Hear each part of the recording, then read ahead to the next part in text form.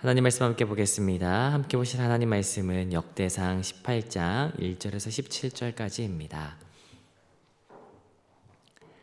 역대상 18장 1절에서 17절까지 우리 다 찾으신 줄 알고 한 목소리로 합독하도록 하겠습니다. 함께 읽습니다. 시작. 그 후에 다윗이 블레셋 사람들을 쳐서 항복을 받고 블레셋 사람들의 손에서 가드와 그 동네를 빼앗고 또 모압을 치매 모압 사람이 다윗의 종이 되어 조공을 바치니라. 소바왕 하다네셀이 유브라데 강가에서 자기 세력을 펴고자 하매 다윗이 그를 쳐서 하맛까지 이르고 다윗이 그에게서 병거 1000대와 기병 7000명과 보병 20000명을 빼앗고 다윗이 그 병거 100대의 말들만 남기고 그 외 병거의 말은 다 발의 힘줄을 끊었더니 다메섹 아람 사람이 소바왕 하다네셀을 도우러 온지라. 다윗이 아람 사람 22000명을 죽이고 다윗이 다메섹 아람에 수비대를 두매 아람 사람이 다윗의 종이 되어 조공을 바치니라. 다윗이 어디로 가든지 여호와께서 이기게 하시니라. 다윗이 하다네셀의 신하들이 가진 금방패를 빼앗아 예루살렘으로 가져오고 또 하다네셀의 성읍 디브앗과 군에서 심히 많은 놋을 빼앗았더니 솔로몬이 그것으로 놋대야와 기둥과 놋그릇들을 만들었더라. 하맛왕 도후가 다윗이 소바왕 하다네셀의 온 군대를 쳐서 무찔렀다 함을 듣고 그의 아들 하도람을 보내어 다윗 왕에게 문안하고 축복하게 하니 이는 하다네셀이 벌써 도후와 맞서 여러 번 전쟁이 있었던 터에 다윗이 하다네셀을 쳐서 무찔렀음이라. 하도람이 금과 은과 놋의 여러 가지 그릇을 가져온지라.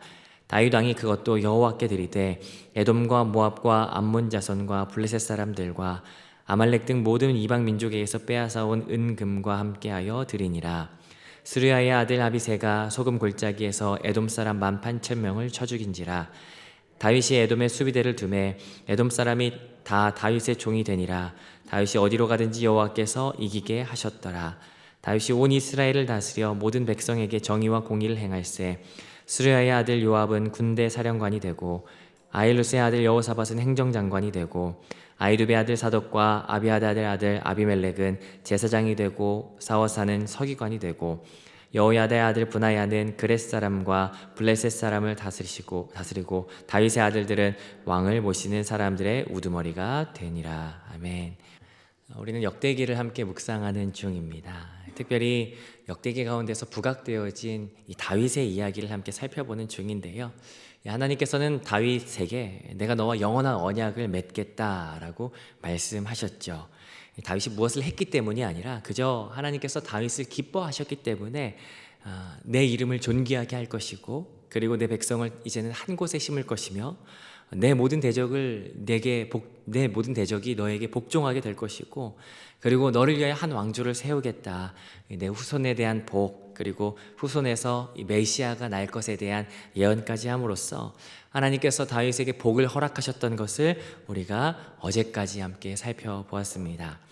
그리고 그 약속에 신실하신 하나님께서는 그 언약을 지키시는 것을 보게 되는데 오늘과 내일 본문에서 이방 민족을 이기게 하시는 것을 통하여 보여주십니다.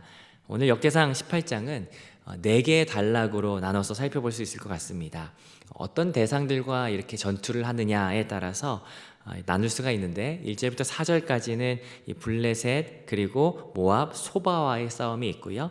5절부터 8절까지는 아람과의 전투가 있고 9절부터 13절까지는 이 하맛과의 화친 그리고 에돔과의 싸움이 남겨져 있습니다. 그리고 14절부터 17절까지는 이 싸움에 동참하였던 이 동역자들에 대해서 말하는 것으로 본문이 이루어져 있죠. 우리 앞달락부터 차근히 하나님께서 어떻게 이기게 하시는지 살펴보도록 하겠습니다. 먼저 첫 번째 단락은 1절부터 4절까지인데요. 우리 1절을 같이 한번 읽어보도록 하겠습니다. 1절 함께 읽습니다. 시작. 그 후에 다윗이 블레셋 사람들을 쳐서 항복을 받고 블레셋 사람들의 손에서 가드와 그 동네를 빼앗고. 자, 먼저 18장을 시작하는 단어가 있습니다. 뭐라고 시작합니까? 그 후에라고 시작합니다. 이 그 후에라고 하는 것은 어떤 이유를 말하는 것인데 하나님께서 약속하신 그 이유를 말하는 것이죠. 마치 하나님께서 그 약속을 이루시는 것이 어떤지 여러분 한번 주목해 보십시오 라고 말하는 그런 의미 같습니다. 자, 아니나 다를까 계속해서 대적을 이기는 내용이 등장하는데 첫 번째 나오는 대적은 바로 블레셋입니다. 여러분도 아시다시피 블레셋은 이스라엘을 기준으로 했을 때 남서쪽의 해안가에 자리 잡은 민족이었습니다. 기다란 모양의 형태를 가진 국가였죠.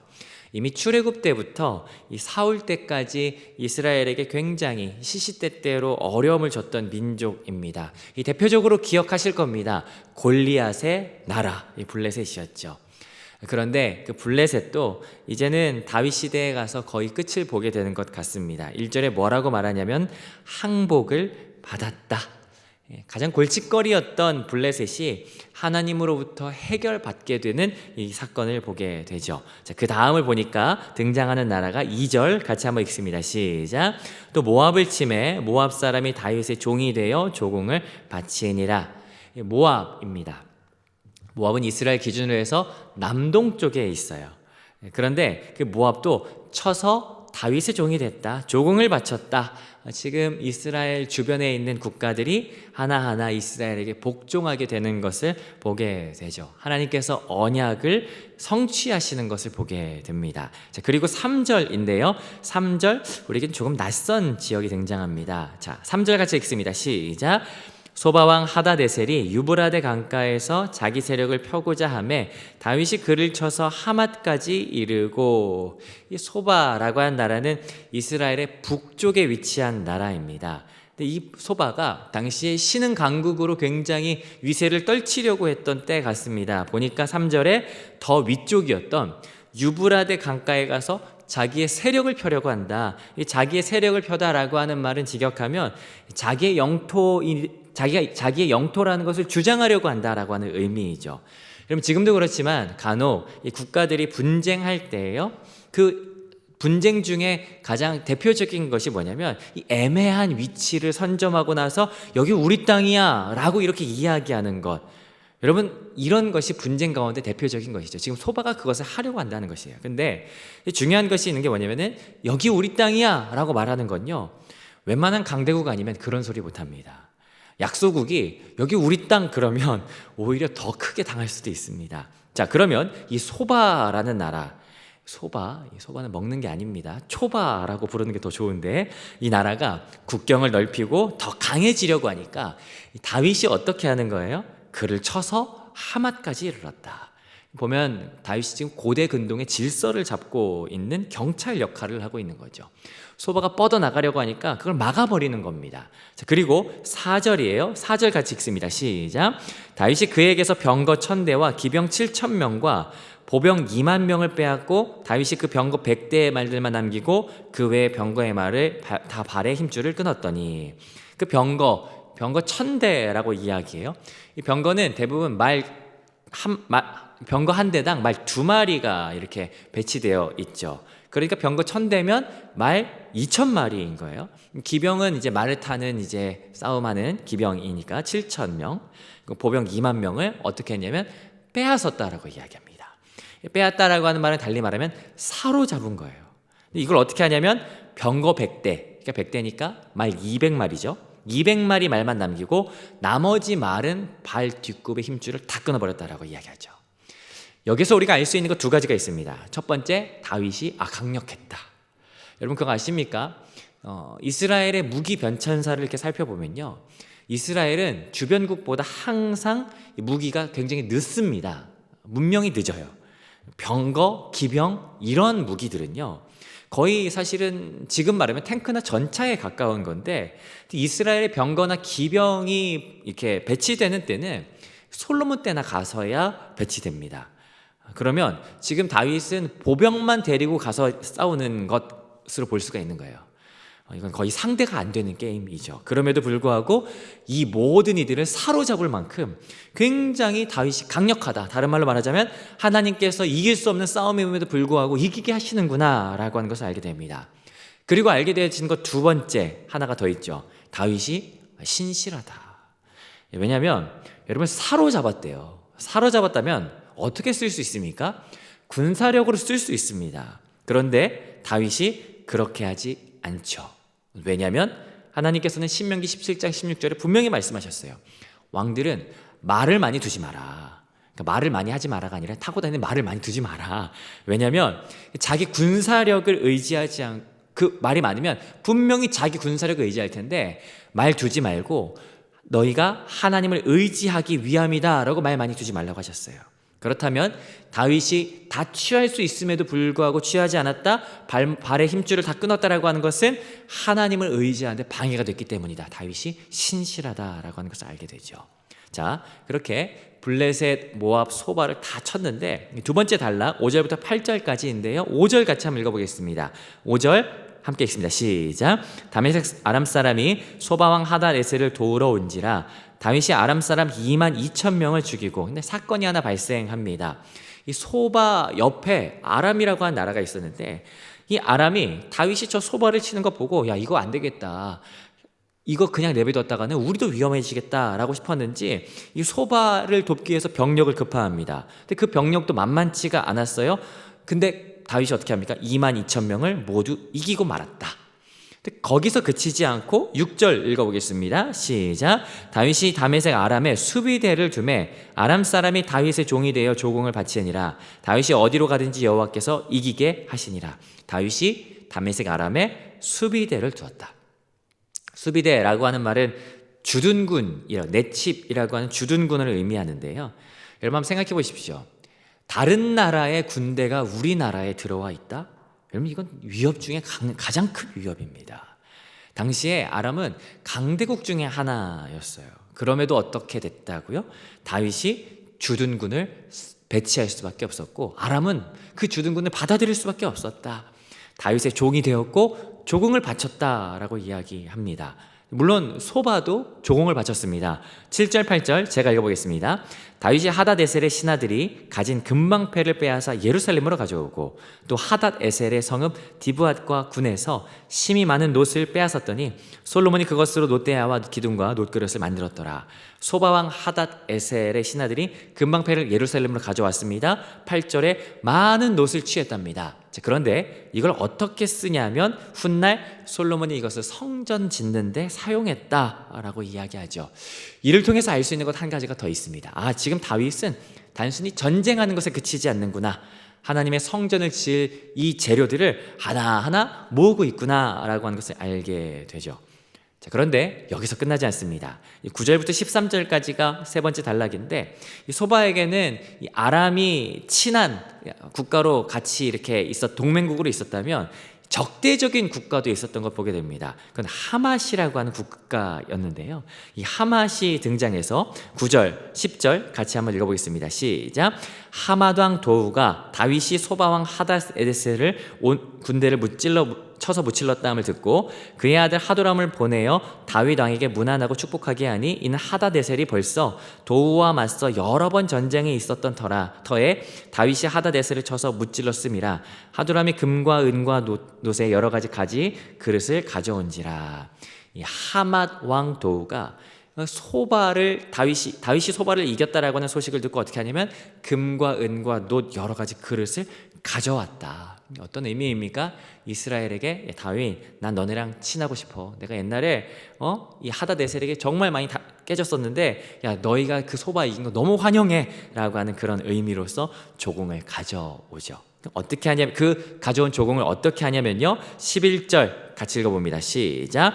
다윗 왕이 그것도 여호와께 드리되 에돔과 모압과 암몬 자손과 블레셋 사람들과 아말렉 등 모든 이방 민족에게서 빼앗아 온 은금과 함께하여 드리니 하나님께 드렸다. 뿐만 아니라 에돔, 모압, 내일 나올 암몬도 그리고 블레셋, 아말렉 이들에게 빼앗은 은금 모두 하나님께 드렸다라고 이야기를 하죠. 특히나 에돔 같은 경우에 오바댜에 보면요, 에돔은 사실은 이스라엘의 형제 국가지 않습니까? 그럼에도 오바댜에 보면 늘 이스라엘 괴롭히던 그 국가였는데 그래서 12절 13절에 보니까 에돔을 어떻게 하는지 12절 13절 제가 읽어보겠습니다. 스루야의 아들 아비새가 소금 골짜기에서 에돔 사람 18,000명을 쳐 죽인지라. 다윗이 에돔에 수비대를 두매 에돔 사람이 다 다윗의 종이 되니라. 다윗이 어디로 가든지 여호와께서 이기게 하셨더라. 다윗이 아비새를 보내서 에돔을 칩니다. 그리고 거기 에돔에도 수비대를 뒀다. 굉장히 막강한 군사력을 보였다라고 하는 것을 의미하죠. 그리고 이 모든 것은 하나님께서 이기게 하신 것이다 라고 하면서 이스라엘의 주변 국가들, 동, 서, 남, 북에 위치한 이 모든 국가들을 하나님께서 약속하신 대로 이기게 하시고 그들에게서 은과 금과 놋을 얻게 하셨다라고 하면서 마무리하고 있습니다. 그리고 마지막 단락 14절부터 17절은 다윗이 전쟁에 능했을 뿐만 아니라 내부적으로 통치를 참 잘했었는데 14절 정의와 공의로 다스리고 군사령관, 행정장관, 제사장, 서기관 여러 통치자들을 적절하게 기용했다라고 한 내용으로 마무리하는 것 보게 됩니다. 오늘 내용을 다시 한번 정리해보면요, 하나님께서 다윗에게 주신 복이 있었습니다. 그 중에 이방 민족이 너에게 복종할 것이다 라고 하는 그 약속이 지금 이루어지는 것을 보게 돼요. 그건 다름 아닌 이스라엘을 둘러싸고 있었던 동서남북에 있었던 블레셋, 모압, 소바, 아람, 하맛, 에돔 이 나라들을 쳐서 항복시키기도 하고, 더러는 너무 강력한 국가들에는 수비대를 급파해서 조공을 받기도 하고 또 다른 이들과 또 그들에게 전리품을 받았다라고 하는 내용으로 오늘 약속이 이루어지는 것 함께 살펴보았습니다. 이것은 하나님께서 주신 언약의 성취였습니다. 하나님은 약속을 지키시는 분입니다. 이를 성취하시는 여호와이시죠. 그런데 오늘 이 본문들을 이렇게 볼 때 특징적인 부분이 하나 있는 것 같습니다. 하나님께서 이기게 하실 때 다윗이 오늘 보여주는 어떤 모습들이 있는 걸 보게 되는데, 그건 뭐냐면 7절에 보니까 소바에게서 빼앗은 금방패를 어떻게 하냐면 예루살렘으로 가져왔다. 10절에 보니까 하맛으로부터 받은 금, 은, 놋그릇을, 그리고 11절에 여러 이방 민족에게서 취한 은, 금을 어떻게 하냐면 모두 하나님께 드렸다라고 이야기를 하죠. 그리고 이것은 8절이 모두 정리를 해주는데요, 이 모든 것을 솔로몬은 성전을 만드는데 사용했다라고 하는 것을 보게 됩니다. 다윗이 계속해서 하는 것은 뭐냐면 하나님께서 자기 아들로 하여금 성전을 짓게 하실 때 그 지을 재료들을 차곡차곡 준비하고 있구나라고 하는 것을 알게 되는 거예요. 자, 그런데 특별히 오늘 여기에서 주목하고 싶은 절이 하나 있어요. 그건 뭐냐면 4절에 보니까 소바를 쳐서 병거 1000대, 기병 7000명, 보병 다 사로잡았는데, 자, 그런데 남겨둔 것은 뭐냐면 고작 병거 100대에 해당하는 말 200마리만 남겨두고 다 발목의 힘줄을 다 끊었다라고 이야기하는 거예요. 앞서 말했지만 이건 무엇 때문이에요? 하나님의 말씀 때문이다 라고 하는 것을 우리가 이미 살펴본 바 있어요. 여기에서 알게 되는 것 한 가지가 있습니다. 다윗이 성전 건축에 필요한 재료를 모은 것에만 최선을 다하지 않았다. 성전 건축에 필요하지 않은 것은 어떻게 해서든 모으지 않으려고 애썼다. 여러분, 다윗이 알았던 것 같습니다. 그 아들 솔로몬 때 하나님께서 성전을 짓게 하실 것을 알았던 것 같아요. 그래서 그런지 어떻게 해서든 하나님 말씀대로 이 솔로몬이 어떻게 살 수 있을까, 여기에 가장 큰 관심이 있는 것 같아요. 제가 진짜 철없는 전도사 때는 진짜 그런 말 막 거침없이 했던 것 같은데, 믿음으로 자녀를 양육해야 됩니다 막 이런 이야기 막 했는데, 지금 이렇게 자녀를 키우면서 보니까 이 이야기가 얼마나 어려운 건지 새삼 실감하겠더라고요. 여러분, 믿음으로 아이들을 양육하는 것, 자녀들 다음 세대 양육하는 것 여러분 쉽습니까? 제가 믿음으로 양육받았다라고 하는 대상이었음에도 불구하고 저희 부모님이 기도하자 그러면 왜? 이랬거든요. 지금은 더 무서워요. 지금은 막 사랑스럽고 막 이렇게 순종하는 아이들인데 제 그 모습이 갑자기 생각이 되면서 이 아이들의 눈이 언제 획 돌아가지고 막 왜? 이럴까봐 제가 막 무서운 마음이 가끔씩 듭니다. 어떻게 해야 자녀들을 믿음으로 잘 키우는 걸까? 오늘 다윗을 보면서 생각하게 되죠. 그래, 자녀들을 위하여 준비할 것이 있다면 물려주지 말아야 될 것이 분명히 있구나. 아무리 좋아 보이는 말들이라 할지라도 하나님께 나아가는데 방해가 된다면 뒤꿈치를 싹 다 잘라버리는, 이런 믿음의 결단이 부모에게 있었구나 라고 하는 것을 보게 됩니다. 오늘 이 말씀이 우리들에게 도전이 되었으면 좋겠습니다. 사랑하는 다음 세대에게 우리가 물려줘야 할 것이 과연 무엇일까? 과연 우리가 다음 세대들에게 물려주지 말아야 할 것이 무엇일까? 물려줘야 할 것이 무엇일지 찾는 것도 매우 매우 중요한데, 물려주지 말아야 할 것을 끊어내는 것도 정말 정말 중요하구나 라고 하는 건 보게 되죠. 우리가 다음 세대를 위한 마음이 공통적으로 있습니다. 그렇다면 하나님께서 우리 가운데 허락하신 수많은 것 중에 다음 세대들에게 물려줘야 할 것은 과감하게 물려주고, 물려주지 말아야 할 것은 과감하게 끊어내는 믿음의 결단이 필요한 시기가 바로 이 시기가 아닐까라고 하는 생각, 오늘 말씀을 통해서 묵상하게 되죠. 여러분, 우리 믿음의 세대들이 살아가는 동안에 다음 세대들을 세우는 것 참으로 중요합니다. 이 일에 우리 같이 함께 뛰어드셔야 합니다. 그리고 이 일에 뛰어들 때 우리가 반드시 기억해야 할 것, 물려주지 말아야 할 것을 우리 대에서 끊어내는 것도 정말 중요하다. 그 믿음의 싸움에 같이 함께 동참하시는 저와 여러분 모두가 되시기를 주님의 이름으로 축복합니다.